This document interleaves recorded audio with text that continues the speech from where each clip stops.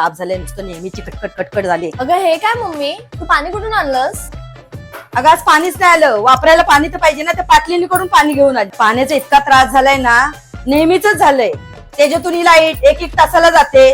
असं वाटतं हे घर सोडून दुसरीकडे निघून जावं. हा मग घेऊया ना नवीन घर. काय बोललीस? घर घ्यायचं?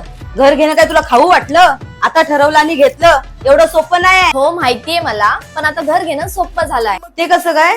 प्रधानमंत्री आवास योजना यामध्ये शहरात राहणाऱ्या लोकांना परवडणारी घरे उपलब्ध करून देण्याचा उद्देश आहे. आणि ह्या योजनेमधून आपण आपल्या पहिल्या घराची किंमत कमी करू शकतो. ह्या योजनेसाठी कुटुंबातील किमान एक महिला सदस्याची घर मालक म्हणून नोंदणी करणे आवश्यक आहे. जर त्या महिलेने तिच्या नावावर घर विकत घेतले तर त्या महिलेला कमाल 2,67,000 रुपयांचा लाभ घेता येईल. या योजनेमधून सर्वांना घर विकत घेताना लाभ घेण्यास मदत करण्यासाठी घेतलेलं हे एक प्रोत्साहनदायक पाऊल आहे. म्हणजे आपण आपल्या नवीन घराचा विचार करू शकतो.